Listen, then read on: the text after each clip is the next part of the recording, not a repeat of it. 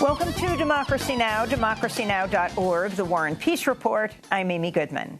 The Republican-led Senate appears poised to acquit President Trump as early as today in just the third presidential impeachment trial in U.S. history. On Thursday night, Republican Senator Lamar Alexander of Tennessee announced he would vote against calling witnesses, likely leaving Democrats one vote short. If the vote to call witnesses fails, the Republican leadership is expected to move quickly to end the trial and vote to acquit the president. We'll have more on the impeachment trial after headlines with Dahlia Lithwick. The World Health Organization has declared an international public health emergency as the death toll from the coronavirus tops 200 in China, with a nearly additional 10,000 cases of infection in 20 countries. I'm declaring a public health emergency of international concern over the global outbreak of novel coronavirus. Let me be clear. This declaration is not a vote of no confidence in China.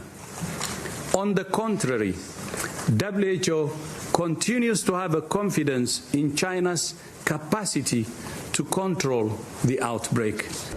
The U.S. State Department is warning Americans not to travel to China, the epicenter of the virus. The U.S. Special Envoy for Syria, James Jeffries, warning of an international crisis as nearly 750,000 Syrians have been forced to flee their homes in the northwestern province of Idlib as the Russian-backed Syrian government continues its offensive against the rebel-held territory. 200 Russian and Syrian regime airstrikes in the last 3 days, mainly against civilians. As I said, the Secretary General is so alarmed that he's created a board of inquiry into the attacks on civilians, and massive movements of troops pushing back hundreds of square kilometers and setting, I think now, 700,000 people who are already internally displaced on the move once again towards the Turkish border, which would then create an international crisis. Britain is formally withdrawing from the European Union tonight, ending its 47 years of membership in the EU. Tonight's withdrawal will initiate a nearly year-long transition period set to expire December 31st, in which the EU and Britain will continue to negotiate the terms of Britain's future relationship with Europe. Brexit has created massive turmoil in British politics ever since British voters narrowly approved the country's departure in a highly polarized 2016 referendum. The Pentagon's deployed the first submarine armed with a low-yield Trident nuclear warhead in a move that anti-nuclear activists say increases the threat of nuclear war. The USS Tennessee is currently patrolling the Atlantic, carrying a nuclear warhead with a third of the explosive power of the atomic bomb the U.S. dropped on Hiroshima. This comes as the Trump administration is slated to announce today it is loosening restrictions on the use of landmines in order to roll back an Obama-era policy that restricted the use of landmines to the Korean Peninsula. The new policy is expected to allow the U.S. to use landmines anywhere in the world.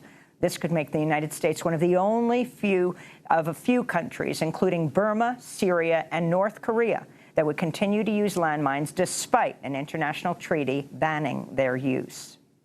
Human rights groups are condemning the Mexican government for its crackdown on Central Americans who travel through Mexico en route to seek asylum in the United States. Mexico has deported over 2,000 Central Americans over the last 2 weeks and has temporarily suspended all NGOs and faith organizations from accessing detention centers.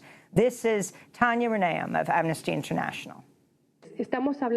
We are talking about the signals that are given that give clear indicators of a migrant policy that does not respect human rights, which also goes with the xenophobic policy of President Trump's ideology.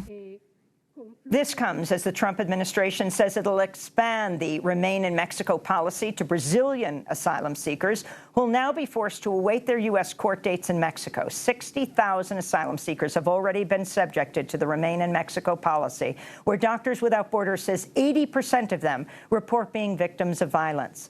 And Mexican butterfly conservationist Homero Gomez-Gonzalez has been found dead 2 weeks after he went missing.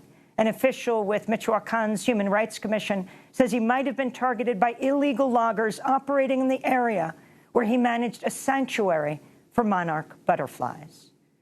In Bolivia, massive crowds gathered at the airport earlier this week to welcome the movement towards socialism's presidential candidate, Luis Arce, back to Bolivia.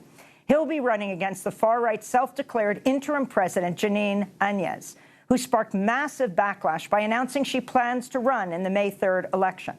The political turmoil in Bolivia comes after longtime President Evo Morales was ousted in a military coup.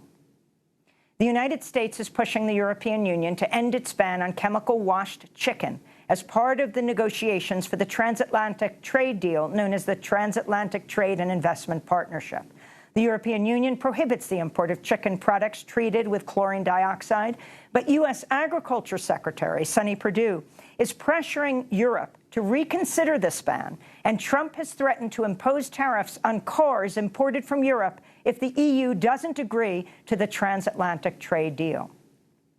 The Colorado Senate is expected to vote today on legislation that would repeal the death penalty. On Thursday, senators voted in favor of advancing the measure, with enough Republican lawmakers joining Democrats that the legislation is expected to pass the final vote today. If signed into law, Colorado would join 20 states and the District of Columbia, which have already banned the death penalty. And Saturday marks the 60th anniversary of the Greensboro forced sit-in protest at the lunch counter at Woolworth's in downtown Greensboro, North Carolina.